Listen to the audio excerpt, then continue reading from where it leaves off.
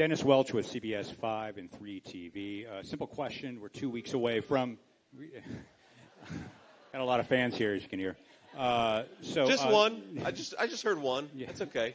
Go ahead, Dennis. We'll end with this question. The election is 2 weeks from today. I'm not going to be asking you about 4 years ago, but from what you've seen, from what you've learned, are you confident in the Arizona election system, and are you going to accept the results moving forward?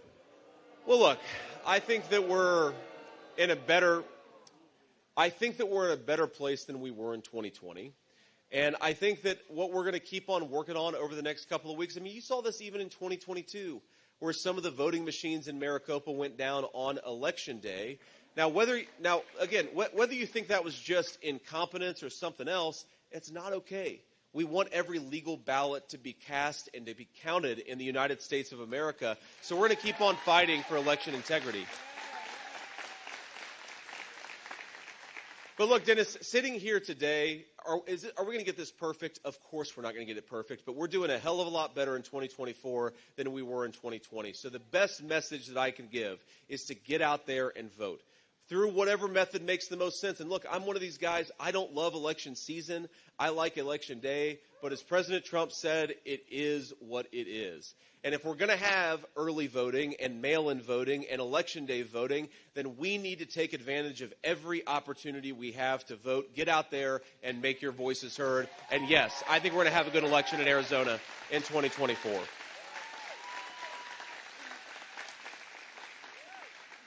Let me, if I can, offer just one final thought here, and then we're going to have to hit the road, unfortunately. I want you. I'll be back. Don't worry. You'll get sick of me over the next 2 weeks. Look, I want you to think of really what this election is about. And I think those of us who care a lot about politics, sometimes it's red jerseys versus blue jerseys. We really want to beat the Democrats. And of course, we do really want to beat the Democrats. And it's going to be very fun to beat Kamala Harris on November the 5th. Trust me, I'm going to be as happy as anybody.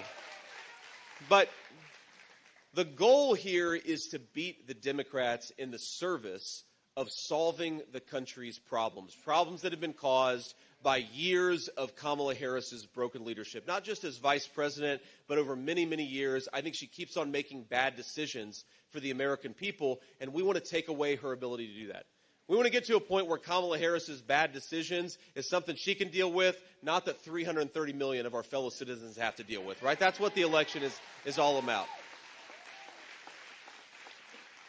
But let me give you just a couple of examples of what happens when our leadership is not doing a good job. So the first is I met a woman when I was campaigning a few weeks back, and she's a retiree, and her husband is about to be a retiree, but he's still got a couple years left in his working life.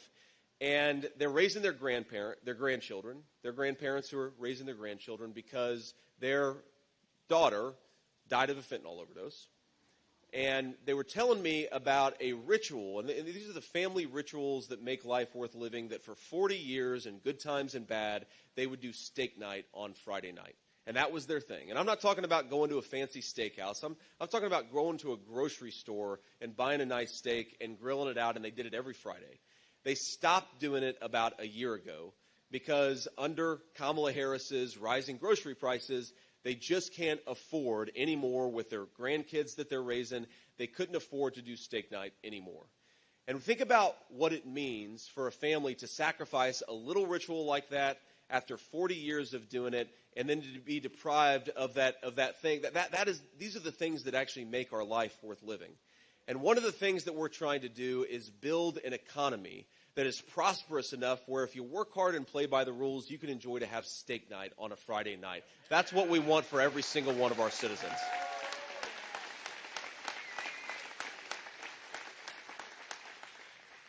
Now, I know very personally, actually, because I grew up in a family, again, that didn't always have a whole lot of money. And I know this is maybe not as big of an issue in Arizona as it is in Ohio. But I remember when it got really cold and money was especially tight, my grandmother would sometimes say, you know what, we're going to throw a few extra blankets on the bed. We're not going to turn on the heating tonight because we can't afford it.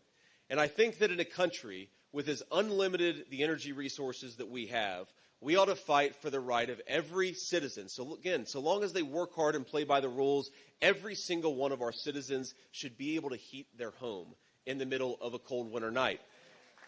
But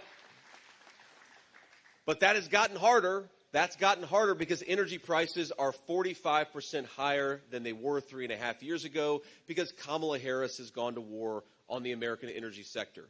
So when we go out there for the next 2 weeks, as we're getting our friends to vote, as we're helping our friends to get to the polls, as we're talking to people about why we want to make Donald Trump the next president of the United States, just remember, we're out there every single day fighting for the right of our citizens to have steak night on a Friday night. We're fighting for the right of our citizens to be able to turn on the heating in the middle of a cold winter night. We are fighting for peace and prosperity for the American people, and that's why we're getting out there and making Donald Trump the next president of the United States. Let's do it together, my friends.